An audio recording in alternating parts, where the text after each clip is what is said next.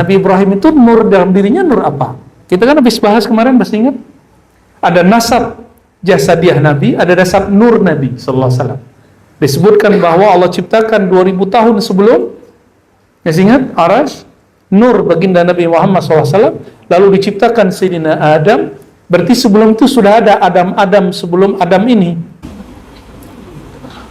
Al-Masjidil Haram ilal Masjidil Aqsa. Sebenarnya secara ilmu ma'rifatullah ada pemaknaan terhadap ini, tapi saya tidak usah sebutkan di sini. Alladzi barakna haulah, yang kami berkahi haulahu, sekitarnya. Ini hu-nya kemana nih Bu ya? Haulahu, haula abdihi, atau haulal Masjidil Haram, atau haulal Masjidil Aqsa. Haunya kemana nih hu-nya? Serem gitu Bu ya. Yang paling dekat, kalau secara ilmu nahwu paling gampang, yang paling dekat alladzi barakna haulahu haulal Masjidil Aqsa, itu gampang. Ya. Tapi di Quran negeri Mekah ini disebut dengan Wadi Mubarak. Ya. Berarti maksudnya yang mana? Bisa jadi juga Makkah. Nah, kenapa kemudian di sini didekatkan kepada Al-Aqsa? Karena kalau Al-Masjidil Haram sudah jelas berkah. Ya. Tapi jangan salahkan jika ada orang nanti menerjemahkan haulahu, yakni haula Muhammadin sallallahu alaihi wasallam, haula abdihi. Itu enggak menyalahi ilmu nahwu. Coba tanya ahli nahwu, enggak menyalahi sama sekali.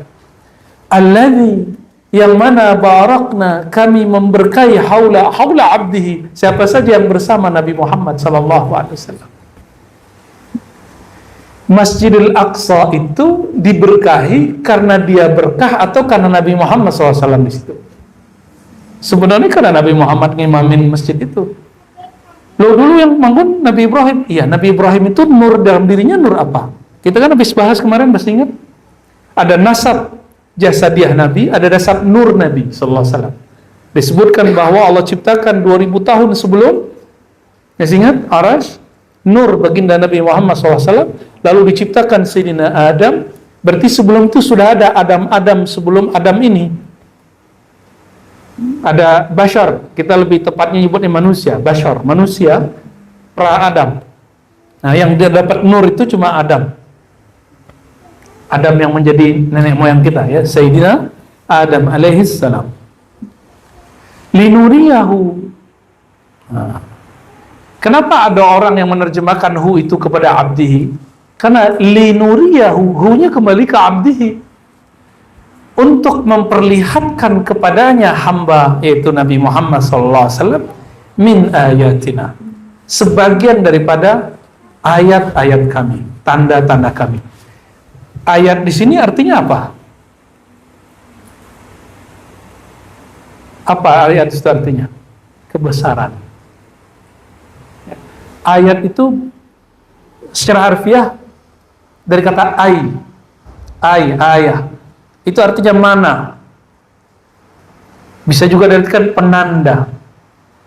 Yang ditandakan siapa? Allah Subhanahu wa ta'ala.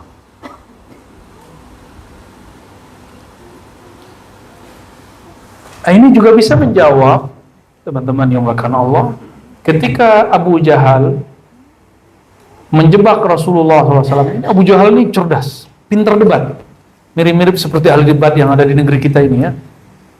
Pintar sekali debat. Oh, Muhammad, dilihat Nabi Muhammad lagi duduk-duduk terdiam. Kita kalau baru ngalamin, antum habis ngalamin pengalaman spiritual, pasti kayak bengong gitu. Tapi itu buat bengong orang-orang bodoh, bukan. Itu kayak masih, kalau ada namanya apa? Jet lag. Nah, ini ada jet lag rohani. Serius. Itu adalah kejadian pada Rasulullah. Hadis Sahih Bukhari, hadis Sahih. Beliau duduk, tiba-tiba Abu Jahal, emang jahil tuh orang. Gini-gini gitu ya. Muhammad, kamu ngapain? Kayaknya ada wahyu baru nih. Boleh dong cerita, sharing dong. Nabi karena melihat sallallahu alaihi wasallam itu pamannya, maka beliau bercerita. Abu Jahal senang, tambah bahlul nih. Ya, ponakanku tambah bahlul nih katanya. Ini kesempatan. Muhammad, maukah kamu aku kabarkan kepada orang di Mekah bahwa ente baru saja pulang dari Al-Masjidil Aqsa, malam tadi berangkat, pulang sebelum subuh. Abu Jahal udah giran sekali. Gue jahilin lagi nih orang. Sampailah dikumpulkan banyak orang, disuruh cerita. Habis disuruh cerita, apa kata dia? Muhammad, coba angkat kakimu satu. Angkat oleh Nabi Muhammad SAW. Coba angkat satu lagi. Gak bisa. Kan beliau udah kembali kepada hal semula. Ini bukti bahwa keramat mukjizat tidak bisa diundang kecuali baginda Rasulullah SAW atau wali Allah itu dia sedang sesuai iradahnya dengan iradah Allah SWT. Jadi nggak bisa kemudian antum nih muji orang terus dia nggak tunjukkan keajaibannya, terus dia nggak wali, nggak urusan. Kalau begitu Nabi Muhammad SAW bukan nabi dong. Karena Abu Jahal saat ingin Nabi Muhammad SAW mempertontonkan, mendemokan itu, Nabi Muhammad nggak sanggup. Karena udah kembali kepada hukum basyariah, hukum manusiawi. Oke? Jadi Nabi Muhammad SAW masih manusia. Baik. Tapi kemudian, oke, kata dia, kalau ente emang nggak bisa, coba cerita. Cerita berapa tiang, masih ingat? Itu ada semua di Sahih Bukhari. Mampu cerita nggak Nabi Muhammad SAW? Mampu. Di saat itu pandang matanya. Kalau tadi tubuhnya diperjalankan, sekarang matanya, bukan matanya. Matanya tetap di Mekah. Basarnya yang diisrakan. Maka basar baginda Rasulullah SAW melihat yang jauh. Sallallahu alaihi. Mungkin nggak? Mungkin. Sayyidah Aminah, beliau lahir, Nabi Muhammad lahir, langsung melihat ya, Syam, melihat Romawi, melihat Persia. Asbab ada nur Nabi Muhammad SAW. Maka beliau kalau mau cerita apa aja sebenarnya boleh. Tapi kan tidak diizinkan semua. Nah, di situ ada ilmu lagi. Bahwa yang memandang bukan mata. Yang memandang itu satu anugerah yang ada dalam diri namanya basar. Ya, kemampuan melihat. Makanya ujung ayatnya apa? Innahu huwas sami'ul basir. Sesungguhnya dialah Allah yang benar-benar mendengar dan maha mendengar, maha melihat. Ya. Lalu surat An-Najm. Nah, kalau tadi dalil apa? Isra. Sekarang dalil Mi'raj. Ternyata dalil Isra di Quran berlainan dengan dalil Mi'raj. Allahumma shalli ala sayyidina. Wan najmi idza hawa ma dhalla sahibukum wa ma ghawa.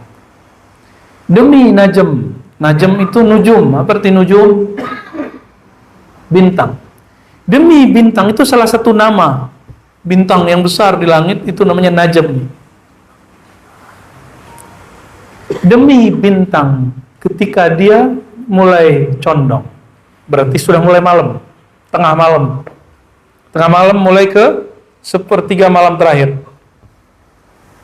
Jadi kadang-kadang karena zaman itu tidak ada jam, kan bisa aja Allah mengatakan pada jam sekian Muhammad hambaku aku perjalankan, boleh aja kan, tapi kan nggak ada jam. Maka diberilah jam yang tidak pernah rusak kecuali hari kiamat nanti. Itu jam langit. Dulu coba tanya yang punya orang tua yang mengerti ilmu ini, mereka kalau mau keluar kota, mau bersafar, mau naik kapal, mau naik bus, mau kemana aja itu lihat bintang. Bintang lagi bagus nih keluar. Itu lagi ngeliat jam baik atau jam buruk. Waktunya tepat atau tidak. Kata kawan saya itu haram, syirik tuh Pak Sam. Gimana tuh? Kalau di Indonesia hari ini, Jakarta khususnya, dari jam 6 sampai jam 8 macet nggak? Kita katakan, ini jam kurang baik untuk jalan keluar. Syirik nggak antum ngomong gitu? Kenapa boleh ngomong begitu di zaman ini, di zaman dulu nggak boleh? Ya, itulah anehnya orang hari ini. Ya. Dikasih logika dikit bingung.